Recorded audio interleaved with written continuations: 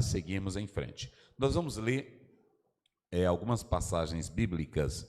Hoje a nossa temática ela é muito importante e eu quero falar com vocês sobre esse lado, sobre a teologia e o sagrado, né? Nós vamos falar sobre isso hoje, é muito importante. Nós vamos abrir a Bíblia em 2 textos, aliás, vamos ler 3 textos. 1 Samuel, capítulo 21.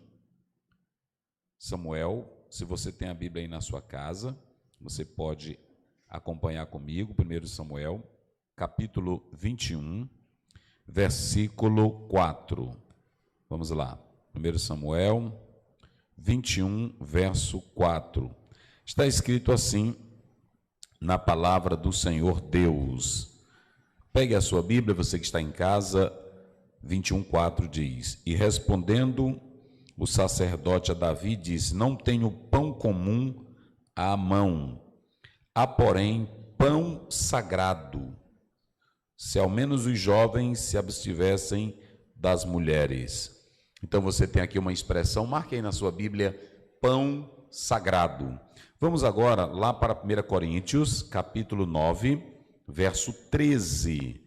Pegue a sua Bíblia, 1 Coríntios 9, verso 13. Diz assim a palavra do Senhor Deus: Não sabeis vós que os que administram o que é sagrado comem do que é do templo, e que os que de contínuo estão junto ao altar participam do altar? Então você tem aqui 2 referências que, na verdade, elas apontam para o que é sagrado, ok? O que é sagrado, e nós vamos trabalhar sobre isso hoje, a teologia e o sagrado.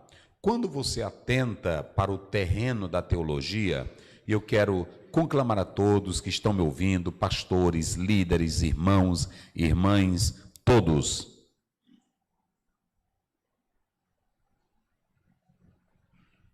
para que vocês possam entender. Êxodo capítulo 3, versículo 5, a Bíblia diz que quando Moisés se aproxima da sarça, que ele via o fogo nela e não se consumia, ele tentou se aproximar. Deus disse assim: tira a sandália dos pés, porque o lugar que tu estás pisando é terra santa. Quando nós falamos sobre o sagrado na teologia, é uma temática muito peculiar, apropriada para esses dias, essa questão do sagrado na teologia. Você tem a expressão hebraica aí, eu coloquei aqui, Kodesh, que quer dizer separado, santidade, sacralidade, colocado à parte. Esse é o sentido da palavra. Separado para santidade, sacralidade. Então, quando nós falamos de sagrado, nós estamos falando de algo que aponta para Deus. Quando nós falamos de um objeto sagrado, nós estamos falando de algo que foi separado para o uso exclusivo de Deus. Então, é muito importante que cada teólogo, cada irmão que ama o estudo, já comece a perceber aqui a ideia do sagrado. Esse sagrado, ele pode se referir a Deus, ele pode se referir a um objeto, ele pode se referir a coisas, pode se referir a um lugar. Então aqui você tem a ideia do sagrado. E vocês podem analisar que eu citei 2 questões aí sobre o sagrado. Em primeiro lugar, pão sagrado. O que um pão sagrado pode contribuir para a nossa fé, para a nossa comunhão? Por que lá em 1 Samuel 21, verso 4, o próprio sacerdote disse: só tem aqui os pães sagrados? Ele falou também de pão comum. Mas qual é a diferença entre pão sagrado e pão comum? Nós já estaremos falando. Observem que o próprio texto falou também de serviço sagrado, lá em 1 Coríntios, no capítulo 9, verso 13. Então você tem pão sagrado, lugares sagrados, você tem serviço sagrado, É muito importante atentar para isso. E você tem livro sagrado. E quando se fala de livro sagrado, estamos falando da Bíblia, também chamada de as Escrituras Sagradas. O apóstolo São Paulo, ele disse a Timóteo, na sua segunda carta, capítulo 3, versículo 15, você pode ler até do 14, ele diz as sagradas letras. Ou seja, ele está falando que a palavra, as escrituras, elas não são coisas comuns. Assim como tem o pão comum, tinham os pães da proposição ou da presença, os quais eram postos diante de Deus, como forma de gratidão, mas também representando comunhão com Deus.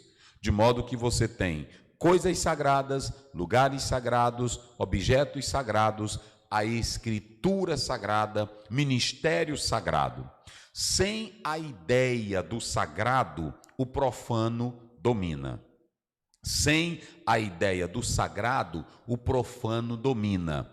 Então vocês podem observar que hoje nós temos uma gama de pessoas, de teólogos, pregadores, cantores, que estão banalizando o sagrado, de modo que a ideia do sagrado perde a sua sacralidade por aquilo que é trivial, porque a pessoa deixa de atentar para a essência do sagrado que tem na Escritura, que tem no local, no objeto.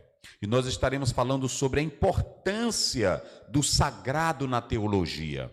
É muito útil que você estude isso agora. Quase muitas pessoas não andam tratando desse assunto. Nós temos, por exemplo, o alemão Rudolf Otto, ele trata sobre isso. Ele diz que para se compreender e perceber o sagrado, é necessário você passar pela experiência misteriosa. Desde o primeiro momento que nós começamos a conferência, nós pontuamos aqui que a teologia, ela é um assunto misterioso. Por quê? Porque ela vai pensar sobre Deus, tratar sobre Deus, e para se aproximar da teologia, é necessário se aproximar do mistério. E quando se aproxima do mistério, se aproxima daquilo que é sagrado.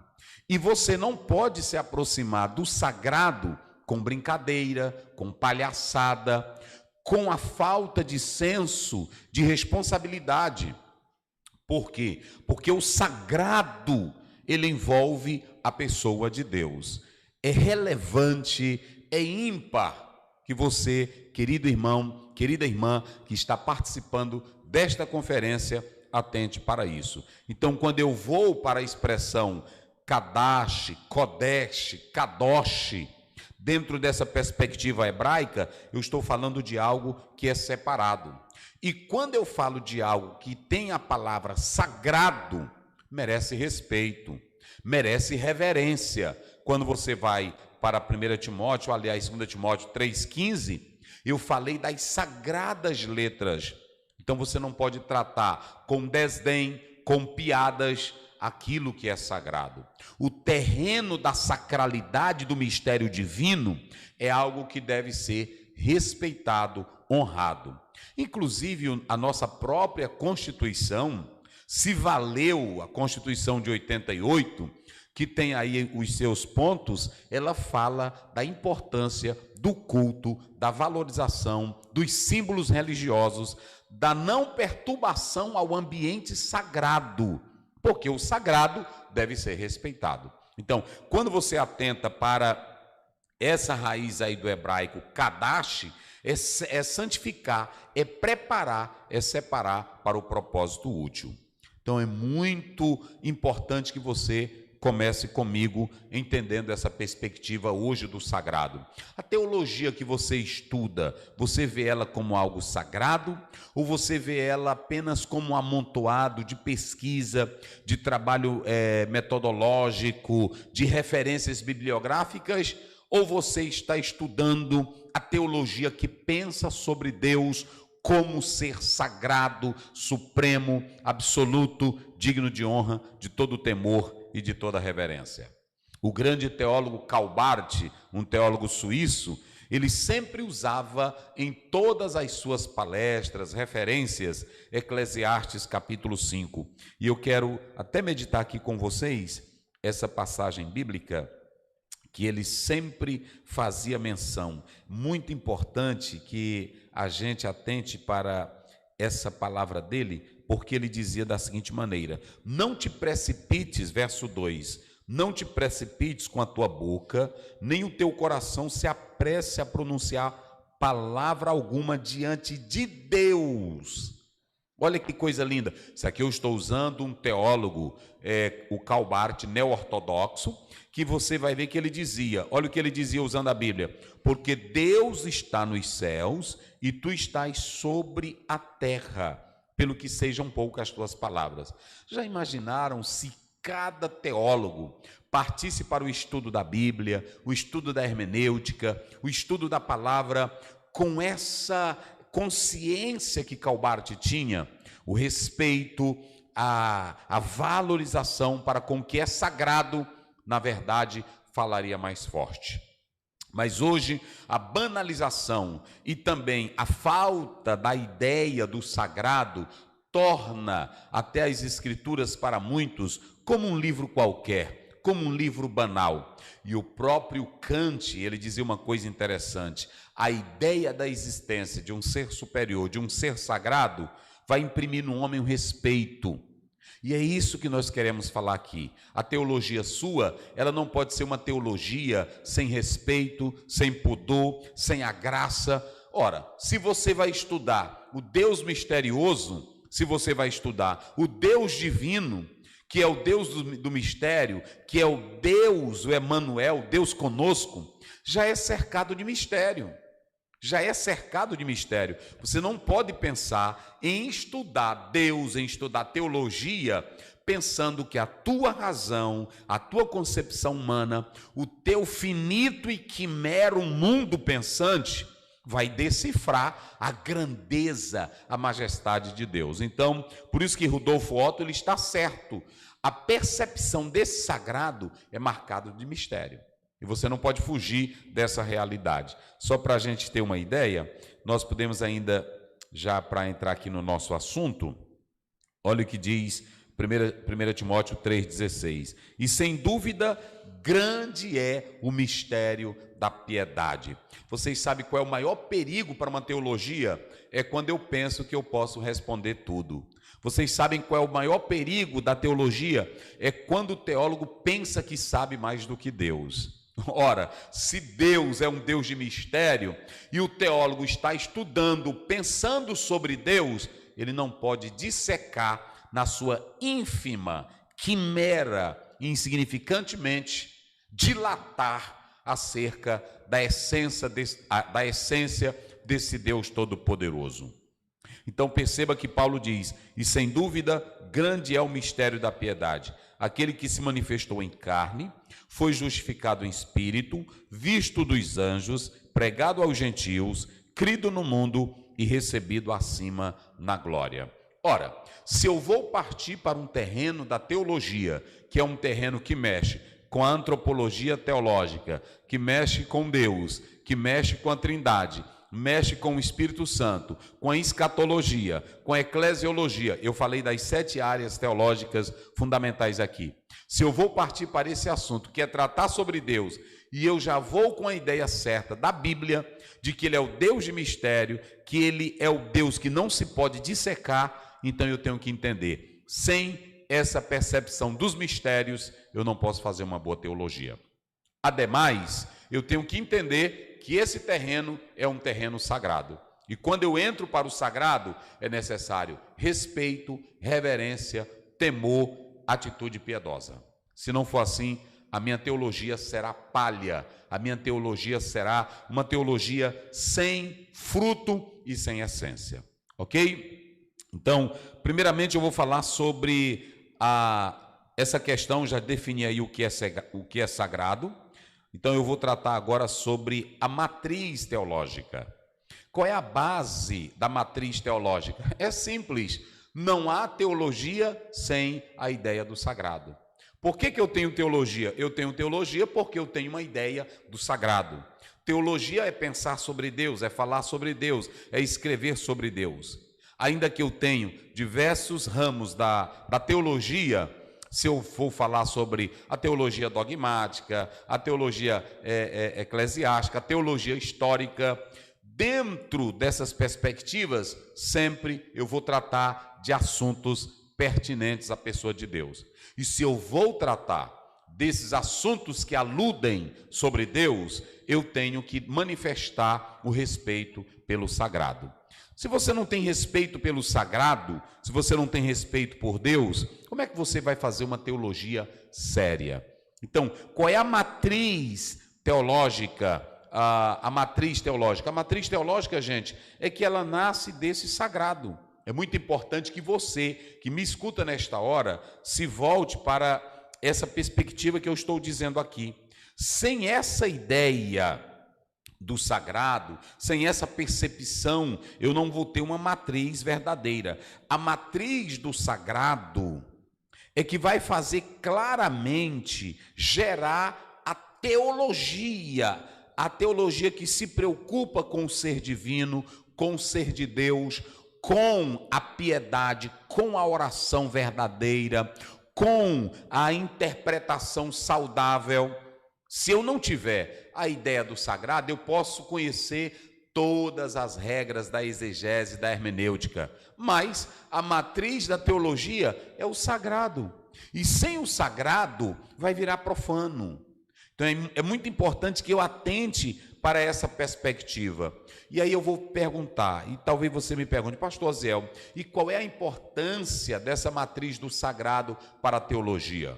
Ora, se o meu alvo é primeiramente ser impactado por Deus e também que as pessoas lá fora tenham uma percepção pela Bíblia do Deus verdadeiro, eu tenho também que entender e compreender que eu só posso fazer com que as pessoas sejam acessíveis a Deus se eu tiver essa ideia pura do sagrado.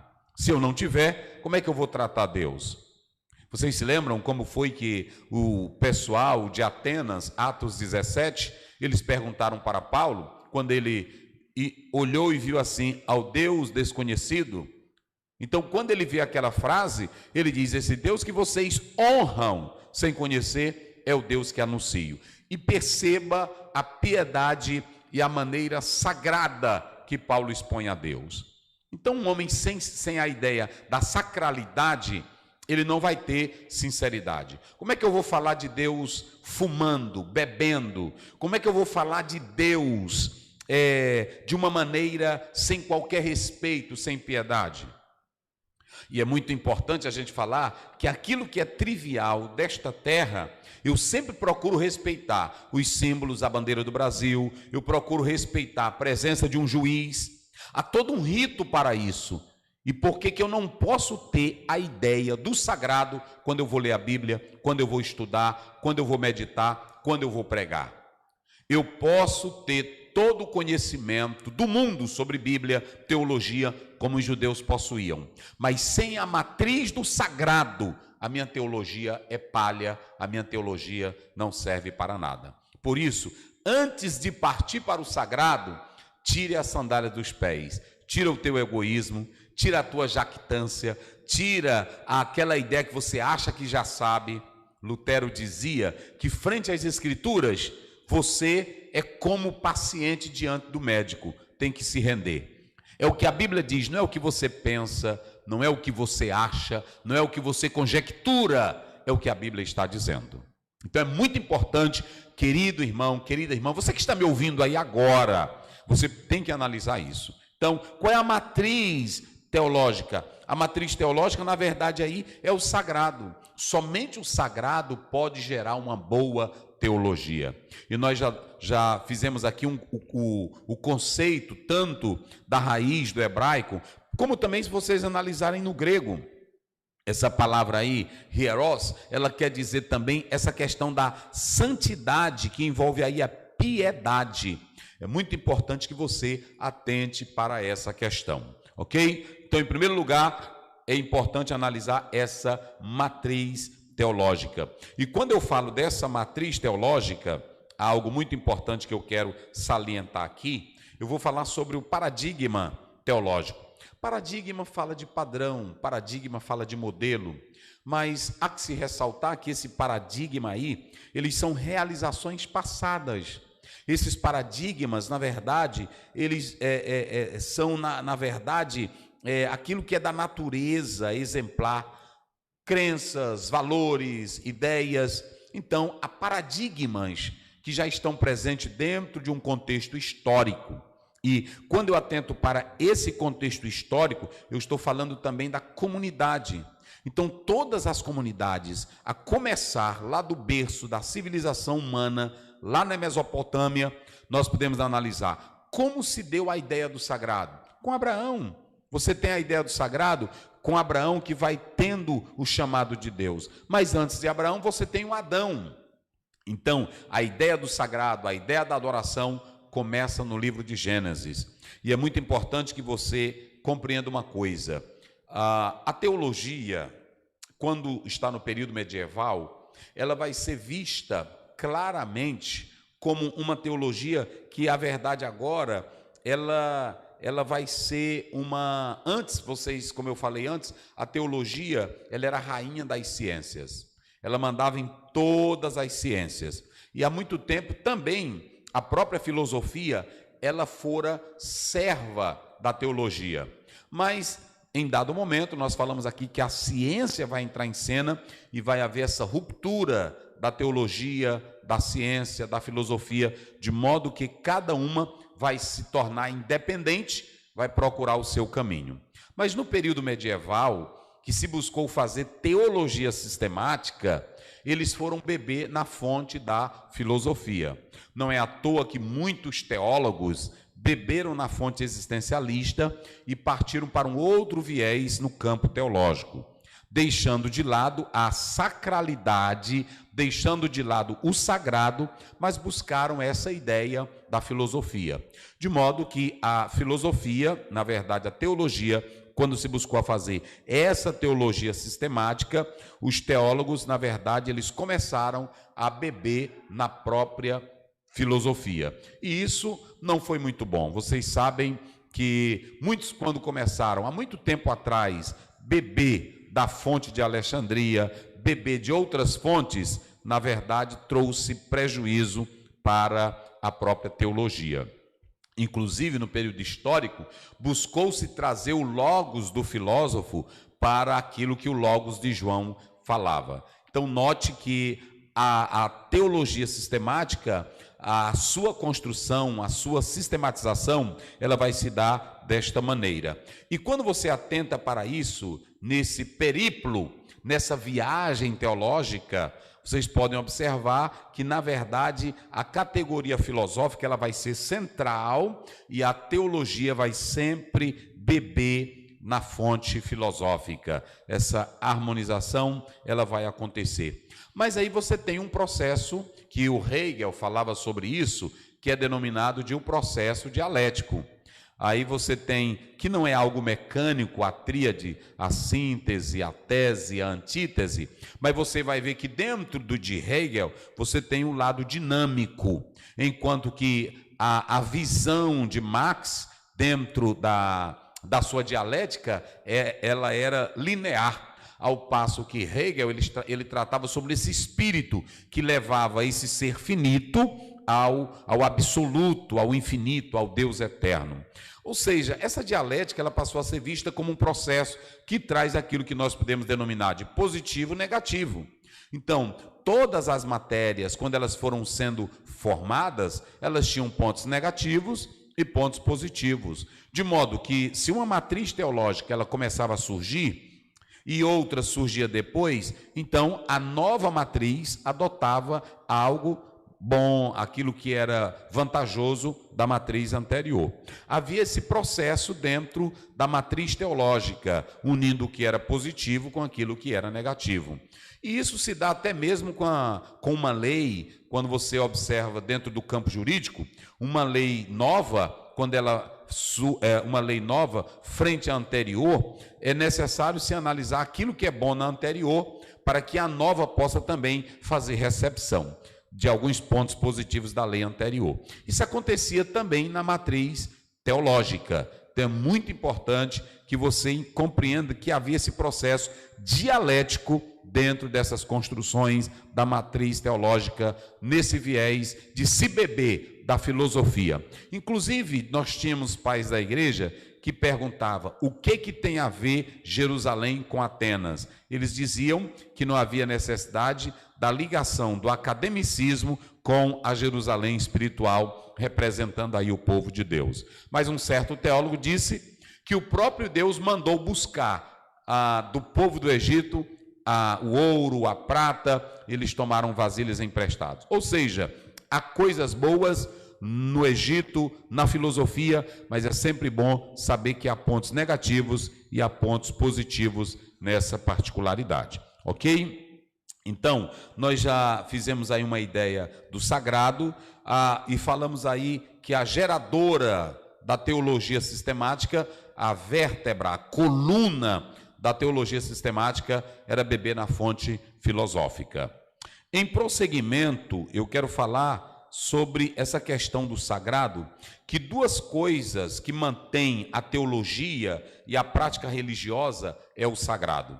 E há um horizonte no sagrado. Uma pessoa que se abre para o sagrado, escute bem o que eu vou dizer aqui, ele vai se abrir para o humano, mas ele também vai se abrir para a autocompreensão. Ele vai buscar a relação com o outro, ele vai procurar conhecer o universo e as coisas que compõem esse sagrado. Então, eu pontuo aqui claramente que duas coisas vão manter, na verdade, a teologia e a prática religiosa, é o sagrado. Eu disse agora há pouco que não se pode pensar em teologia sem o sagrado, como também não pode se pensar em vida religiosa, com prática religiosa, sem o sagrado. O que move a teologia? O sagrado. O que move a prática religiosa? O sagrado. Você não pode praticar algo religioso sendo profano, sendo imoral. Isso é impossível. O sagrado, a prática religiosa tem que ser marcada pelo sagrado. Inclusive, até o serviço, ouçam bem, até o serviço no altar, mesmo que ele seja, e quando Jesus fala lá em Mateus 4, nós temos o proskuneio, e nós temos a outra palavra grega, porque é para um serviço sagrado remunerado, mas o dinheiro do altar, o dinheiro do sagrado, não pode ser levado para o lado profano. Porque tanto a teologia como a prática religiosa, ela requer a ideia do sagrado. Por quê? Porque aquilo que a gente faz na prática religiosa, volta-se para Deus. Aquilo que nós fazemos na teologia, volta-se para Deus. Então, é impossível você atentar para isso. Eu vou dar um exemplo aqui, um exemplo dessa prática religiosa. Quando você olha para esse universo do sagrado, ele vai tendo diversos níveis de relacionamentos com Deus, com o universo, com o próximo. E aí vocês podem analisar o seguinte, que vai se assumindo diversas formas. E aí, quando você olha para um rito, naquele rito tem a ideia do sagrado. Quando você olha, por exemplo, para um objeto que é de dentro da igreja, aquele objeto tem uma ideia do sagrado. Uma dança dentro do universo do mundo dos índios pode ter uma dança com um sistema religioso. Se vocês analisarem, tem as crenças diversas que têm seus pontos que para eles são sagrados. Por exemplo, até a mandinga, o despacho, o feitiço, os símbolos carregam a ideia de sagrado. Claro que esses sagrados que nós estamos falando podem ser de diversos níveis ou categorias. Existem os sagrados que estão fora da Bíblia. Fora da Bíblia. Nós, por exemplo, não atacamos a religião e a crença de ninguém. Cada pessoa tem a sua forma de crer e expressar a sua crença. E tem também a ideia de se levar aquilo como sagrado. Eu vou dar aqui um exemplo. As pessoas que são católicas, elas têm as imagens de escultura como seus símbolos, como também expressão do fé. Eles acreditam dessa forma. Nós que somos cristãos, à luz da Bíblia, nós acreditamos que não é um procedimento correto. Mas não é meu dever atacar, meu dever é orientar, meu dever é expor meu ponto de vista da forma que eu creio. Mas eu não posso atacar a ideia do sagrado do outro. Por quê? Porque é a forma dele crer, é a forma dele entender o seu sagrado. Então, cada religião vai tendo a sua ideia sobre o sagrado e vai construindo a sua teologia e também a sua vida prática.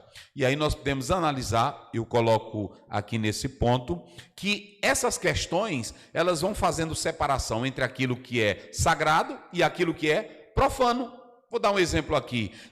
Quando você um sacerdote ou um padre, quando ele está com uma roupa que ele vai ministrar, ele tem a ideia que aquela roupa é sagrada para ele estar ali no altar. Fora do altar ele usa um terno, ele usa outra coisa. Por quê? Porque como ele está ministrando, a ideia é que tem que ser uma roupa adequada para aquela ministração. Um outro exemplo, digamos que foi separado esse objeto aqui para a igreja. Então a igreja ela tem a ideia de que aquele objeto é sagrado. Como é sagrado, ele não faz parte do comum, ele não faz parte do profano, ele faz parte do sagrado. Vocês se lembram que eu li aqui os pães da proposição e o próprio sacerdote falou de pão comum. O pão comum é aquele que se come na padaria, aquele que se come na lanchonete. O pão sagrado é aquele que pode estar na Santa Ceia e que não pode ser tratado como um objeto trivial, comum. Por quê? Porque carrega a ideia do sagrado. E o sagrado não pode ser violado, o sagrado não pode ser vilipendiado, o sagrado não pode ser desrespeitado, o sagrado tem que ser valorizado.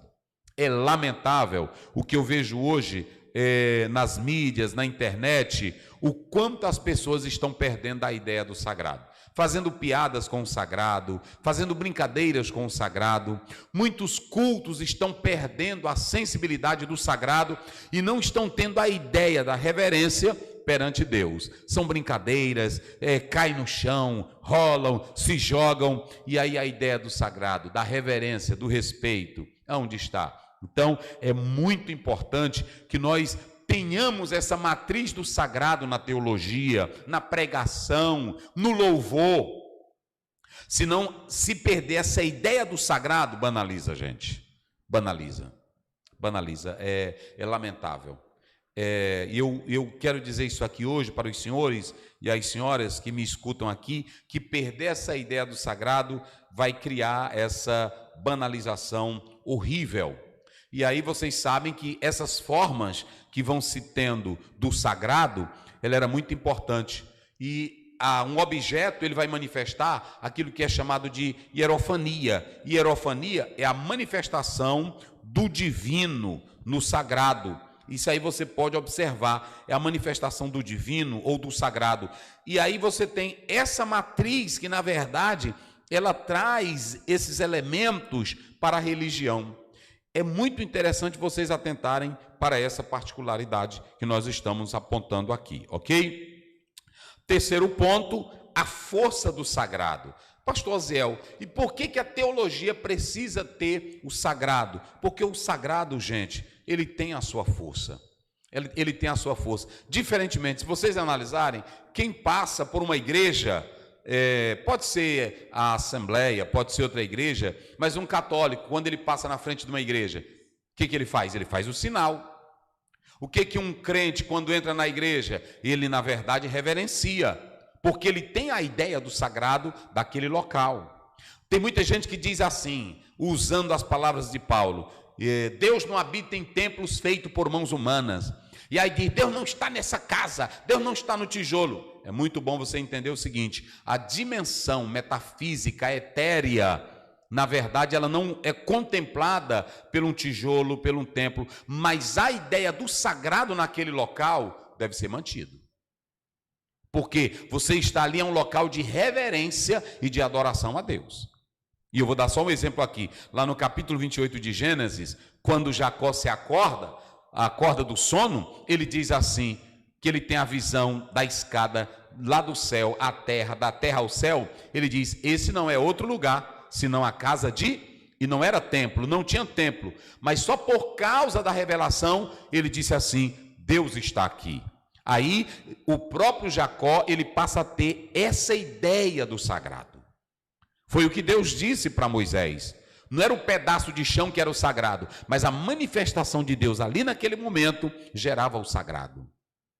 Então, quando nós tratamos dessa hierofania, a manifestação do divino, do sagrado, é muito importante porque essa matriz, ela ajuda a organizar outros elementos presentes na vida da fé, da igreja, da crença, da religião.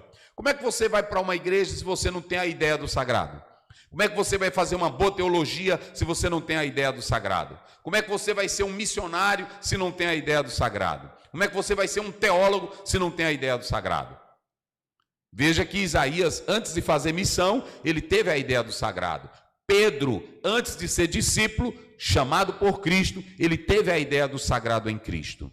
Então nós não podemos perder, em hipótese alguma, essa imagem. E qual é a vantagem do sagrado? Deixa eu dizer uma coisa aqui para vocês. O sagrado, ele é mantido por duas coisas importantes. Aliás, eu vou citar mais.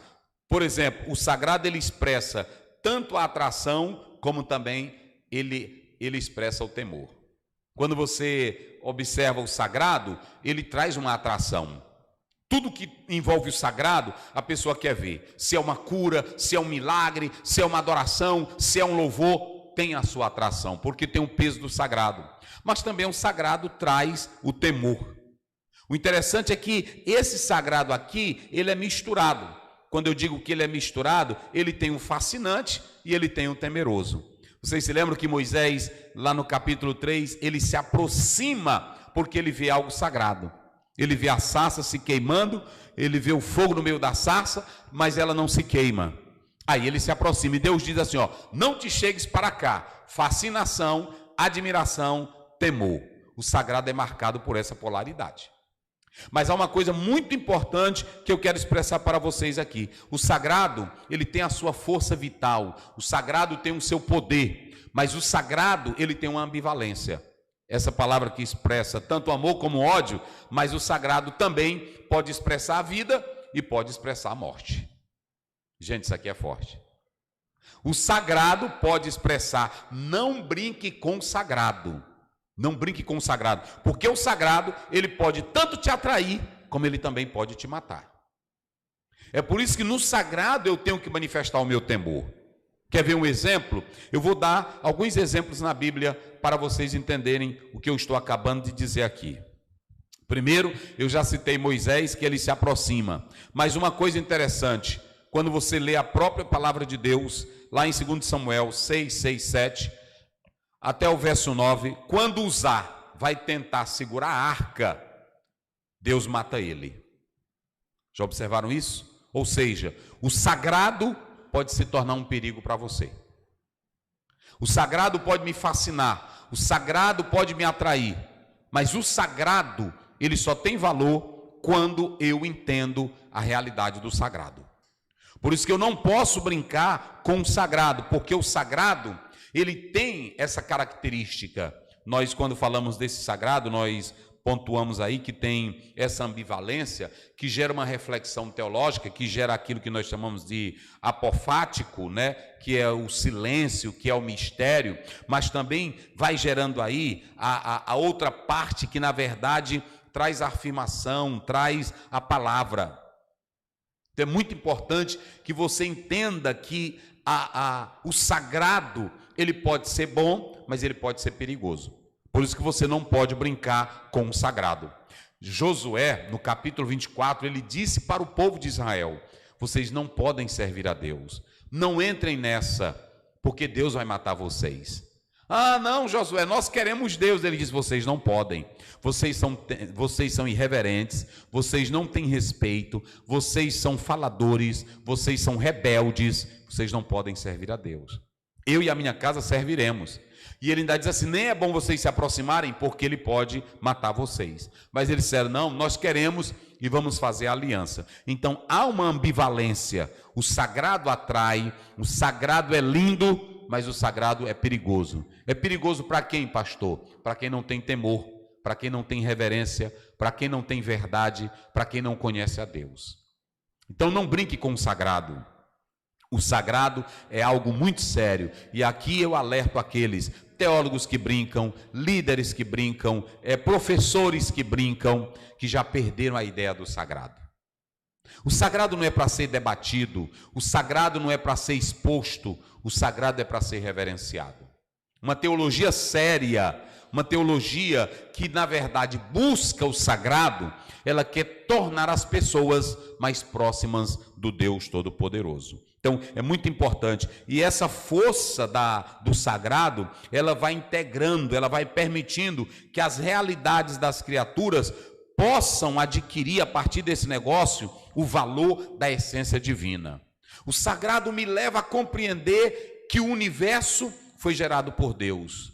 Quando você vai para Gênesis, aliás, para Salmo 19, os céus manifestam a glória de Deus. Então, a essência do universo, como é que um cientista trata o universo? Ele não tem a ideia do sagrado. Não é assim? Tem aqui o professor Noah, tem aqui a minha filha, tem ali o Lucas e aqui o pessoal da filmagem.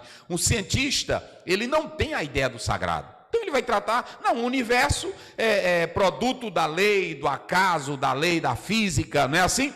Ele vai tratar dessa forma. Não, o homem é simplesmente um homem. Agora, um teólogo que tem a ideia do sagrado, ele diz, não, o universo é misterioso, mas o mistério do universo está em Deus. Deus é a causa do universo. Então, quando eu olho para o universo, eu digo assim, os céus manifestam a glória de Deus. E aí, quando você vai para o livro de Rick Nunes, ele diz que muitos cientistas chegavam a glorificar a Deus quando estudavam o mistério da vida, porque entendiam claramente que havia um ser, um criador do universo. Então, se eu não tiver essa ideia da força desse sagrado, quem é que gera a vida? O sagrado. Quem é que gera a palavra? O sagrado. Quem é que gera o ser humano? O sagrado. Quem gerou o universo? O ser humano. Então, esse sagrado, gente, esse sagrado, ele é tão bom que ele vai fazer com que essa perspectiva da anomia jamais domine o nosso universo. E o que é, pastor Aziel, essa anomia? Se vocês analisarem, a anomia é a ausência de regra. Se vocês atentarem, é a ausência, na verdade, de normas, é a anarquia. Aonde não há a ideia do sagrado, pessoal, viu, professor Noah? Aonde não há a ideia do sagrado, a ausência desse sagrado gera anarquia. Então hoje tem muitas pessoas que entram no culto, aí eles vão sem a ideia do sagrado. Um chiclete na boca, falta da ideia do sagrado. Entenderam? Um celular, falta da ideia do sagrado. Uma irmã que vai com a roupa transparente, seminua para a igreja, falta da ideia do sagrado. Aí tem muita gente que diz, a religião me domina. Não, todo mundo tem que saber que a igreja, ela tem que ter a ideia do sagrado. Eu não vou para o hospital vestido de vaqueiro, a não ser que você tenha uma necessidade. Eu tenho que entender, eu não vou para um fórum com calção. Então, em todo lugar você tem que ter essa ideia. E a igreja, quando eu vou para a igreja, quando eu vou para um ambiente de adoração, eu tenho que ter a ideia do sagrado. E essa ideia do sagrado é uma força geradora, unificadora. Ela é uma força que gera respeito. E aonde há a ideia do sagrado, não há anarquia. Juízes, promotores, delegados, pais de famílias, vejam bem, se hoje a sociedade imprimisse a ideia do sagrado, menos roubo, menos crimes, menos mortes, menos prostituição, menos idolatria, porque o sagrado gera respeito, gera temor. E é a falta, olha, nós estamos vivendo uma geração de jovens que boa parte não respeitam, uma geração que o casamento está defasado, uma geração que tudo é feito por glamour, por fama, por status, porque se perdeu a ideia do sagrado. E é lamentável a gente seguir nessa perspectiva. E quando há a ideia do sagrado, ela mantém essa unidade, é o nomos, né? Quando se há a ideia do sagrado, é o nomos. Quando se há a ideia do sagrado, a realidade não fica fora.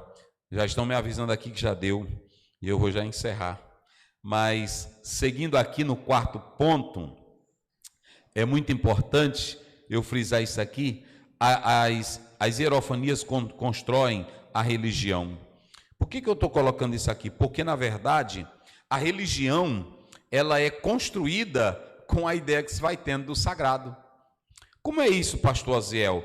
A presença dessa força divina, que se manifesta, como eu falei agora há pouco, nas coisas, elas vão dando a ideia do sagrado, e isso vai comunicando vida ao ser humano. E quando se comunica vida ao ser humano, gera religião. A causa da religião, lá na fé primitiva, na religiosidade primitiva, a pessoa tinha um milagre, não, Deus fez isso aqui, eu vou colocar essa pedra aqui como marco.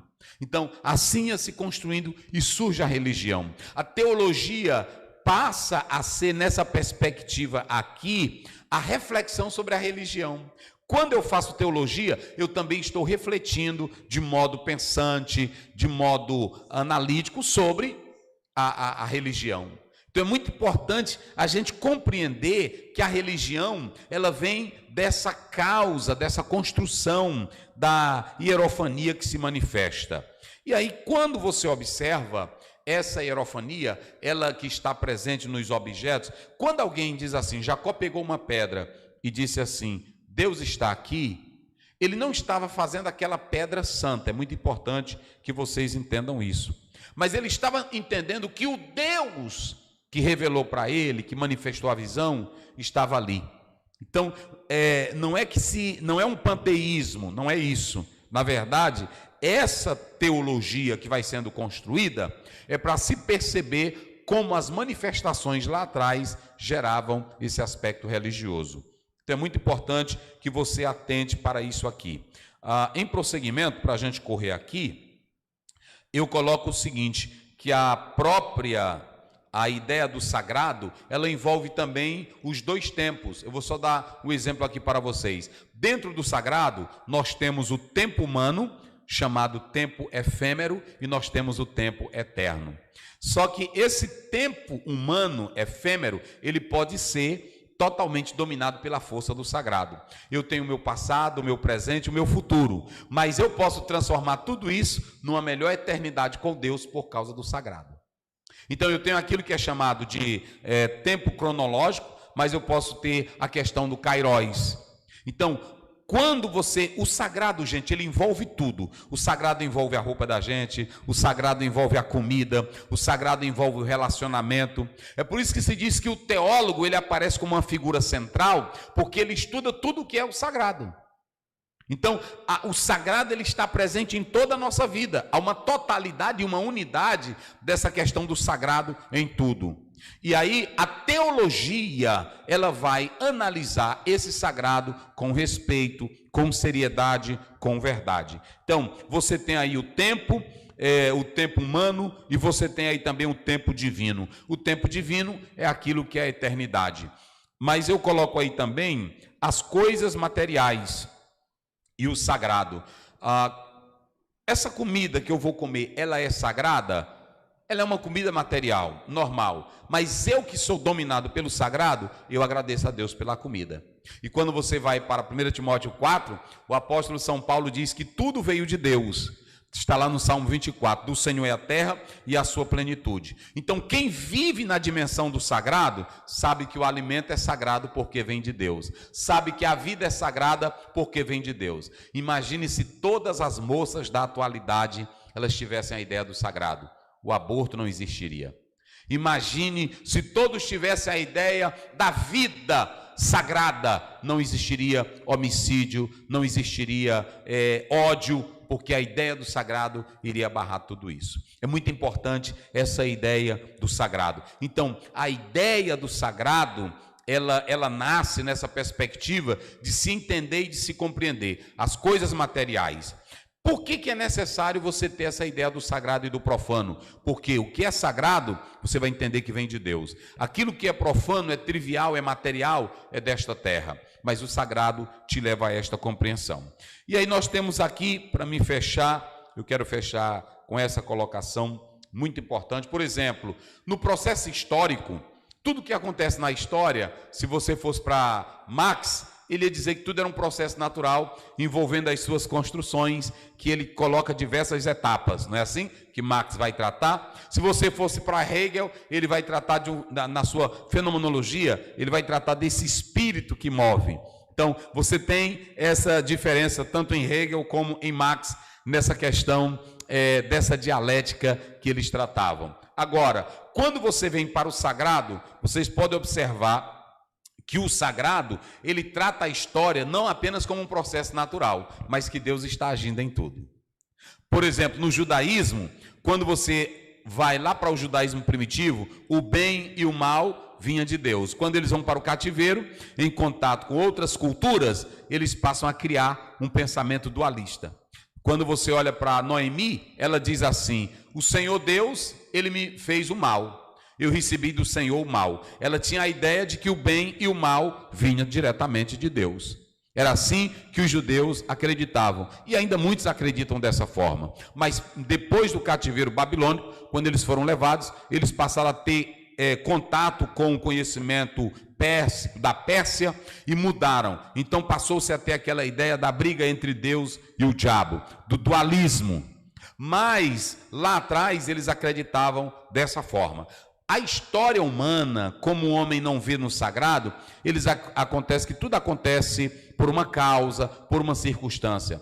Mas quem tem a ideia do sagrado sabe que toda a história está na construção de Deus. Essa é a ideia nossa. E aí, para fechar aqui esse assunto tão maravilhoso, gente, eu tinha muita coisa aqui para falar desse tempo, as coisas materiais e o sagrado. E aí, o que acontece?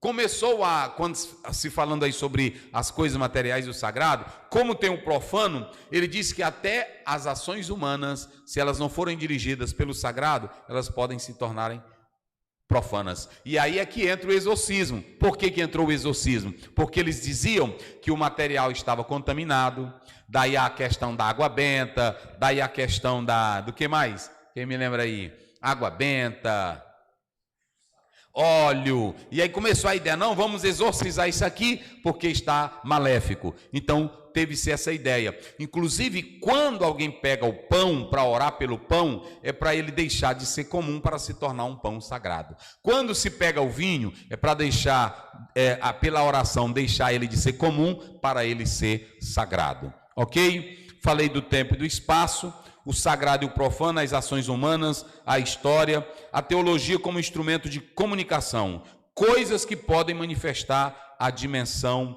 do sagrado. Eu falei por último que, na verdade, essa questão ela é muito importante. E quais são as coisas, pastor Aziel? Eu vou dar um exemplo aqui. A sociologia, ela não trata do sagrado. A filosofia não trata do sagrado. A ciência não trata do sagrado. O sagrado está no campo da fé. Mas quando você atenta para isso, é muito importante analisar que o sagrado pode estar envolvido em tudo, quando você, na verdade, carrega a ideia do sagrado. Que Deus te abençoe, em nome de Jesus. E nós vamos finalizar aqui esse momento. Muito bem, deixa eu ver aqui. Um WhatsApp aqui, vamos lá. Perguntas frequentes. Pastor, já que estamos falando do sagrado, comer o pão da ceia após a ceia, pode? Vejam bem, esta semana mesmo eu estava lendo sobre essa perspectiva. Quando você está naquele ambiente sagrado, naquele momento sagrado, ali você tem toda uma liturgia do sagrado, de uma reverência. Então, o pão ali, o vinho é sagrado, há um respeito. Eu, particularmente, não gosto de banalizar. Tem pastor que diz que depois da Santa Ceia pode comer o pão, pode beber, mas eu acho que sempre aquele momento ali e aquele objeto se tornou símbolo daquele instante sagrado, e eu acho bom não banalizar, ok? Pastor, esses temas estarão no seu curso de teologia? Sim, muito mais. Nós temos a matéria que nós vamos tratar sobre a teologia contemporânea, e essa matéria aqui que nós estamos falando do sagrado, ela é uma matéria particularmente nossa, inclusiva no nosso curso aqui, que estaremos tratando sobre isso, ok? Pastor, estou muito ansiosa para fazer o seu curso. Por favor, abra logo as vagas. Tem aí. Como funciona o curso? Ontem o irmão disse assim, eu não vou poder o horário. O curso, as aulas, elas são gravadas, elas estarão disponíveis para você a qualquer momento. Cada matéria que você estuda, existem os pontos, e de cada matéria para outra tem os questionários. Depois do questionário tem um resumo, uma resenha que você faz. Você terá a orientação pedagógica, a orientação teológica, a orientação de todo o suporte do nosso curso, para você fazer um curso com qualidade e também um curso que visa a ideia do sagrado, ok? A duração do curso, nós temos aí 3 anos, não é isso? 3 anos e 6 meses é a duração do nosso curso. Qual o valor do curso? Deixa eu dizer uma coisa para vocês. Eu faço um doutorado, e o meu doutorado, eu vou falar para vocês, ele é mais de 2.900 e tanto, não é isso? Por mês, eu faço um doutorado. Qualquer curso teológico aí hoje, reconhecido pelo MEC, está em torno de quê hoje? Um curso teológico reconhecido? 800, por mês. Aqui, esse curso para abençoar você, é R$ 79. R$ 79, não é isso? O valor original deveria ser pelo menos 350. Era. E nós, ontem eu vi aqui uma pessoa colocando, não sei o que, se nós quiséssemos ganhar dinheiro, nós estaríamos colocando R$ 100, R$ 200. Nós temos aula para gravar. Vocês sabem aqui, aqui tem uma equipe. Eu estou num estúdio alugado, não é isso? Eu estou numa sala alugada. Isso aqui não é de graça, meu filho. É pago. Porque onde tinha aí uma pessoa que às vezes não sabe, até a Bíblia diz assim, que quem ministra as coisas espirituais deve ganhar as materiais. E nós não estamos aqui com fins financeiros, porque nós temos um custo de R$ 79, e só para vocês terem uma ideia, você vai receber um e-book, em cada aula você recebe a parte dele, porque é analisado. Cada e-book nosso, cada livro tem mais de 200 e tantas páginas. Então, é uma coisa praticamente de graça. E aí vocês sabem o quanto eu gasto para estar aqui pesquisando. Tem irmão que diz assim, de graça recebeste, de graça dai. Isso é o dom do Espírito Santo, meu filho. Você precisa entender isso. A pesquisa e a análise não é o Espírito Santo quem me dá. O Espírito Santo me dá o dom de falar, o dom de andar, o dom de viver. Mas o Espírito Santo, ele me dá orientação. Comprar livro, sou eu que compro. Estudar, sou eu que estudo. Preparar uma matéria, sou eu que preparo. Então, você tem que deixar de ser um crente bobo. Tem que ser um crente inteligente, um crente que conhece a Bíblia. É por isso que a Bíblia diz lá em Mateus 10:8, digno é o trabalhador do seu salário. Ok? Nós queremos avisar a todos isso. Ok? Quantas aulas eu vou estudar no mês? Aí você vai ter as matérias disponíveis, não é isso? Mas nós temos um cronograma. Nós vamos fazer dentro do seu próprio horário do seu curso. O curso tem certificado, sim. Você vai receber. Quem não tem o ensino médio, só tem o ensino, que hoje tem um outro nome, mas era o antigo fundamental, recebe o certificado. E o nosso diploma é de livre em teologia e também reconhecido pela nossa CGADB. Ok? As vagas já estão abertas aí agora? Quem quiser fazer a sua inscrição, como é que faz a inscrição aí? O link está no grupo, está na bio, e a partir de agora você já pode entrar lá. E eu poderia, deixa eu dizer uma coisa para vocês, eu poderia não estar aqui, eu poderia estar fazendo outra coisa, eu poderia estar só dando palestras, mas quando eu vi muita gente na internet desfazendo da Bíblia, desfazendo dos originais, desfazendo da fé, sem temor, Deus colocou no meu coração. E eu li de um teólogo e de um pastor americano, que eles costumam criar muito acampamentos, cursos para líderes. Então me veio à mente de fazer um trabalho realmente teológico. E por isso que eu estarei gravando cada matéria, você vai ter acesso, e também as nossas matérias, depois que eu ministrar as aulas, os orientadores, os professores darão resenhas, darão a prova, darão segmentos para vocês. É um curso sério, que é para abençoar você, abençoar a sua vida, abençoar a sua comunhão mais e mais com Deus. Mais alguma pergunta aí? Vamos lá, e você já pode acessar aí o link e fazer a sua matrícula, ok? É muito importante que você atente para essa particularidade aí em nome do Senhor Jesus. Quero agradecer a todos os irmãos, um abraço aí para o irmão Ezequias, lá de Goiânia, nosso irmão, nosso amigo Ezequias Lima, que está nos assistindo nesse momento. Um abraço a todo o povo de Deus que estão conectados nesse momento aí, em nome do Senhor Jesus. A cada irmão, a cada irmã que entrou em contato, a cada irmão que participou, Deus abençoe a todos em nome de Jesus. Mais alguma coisa aí? Vamos lá?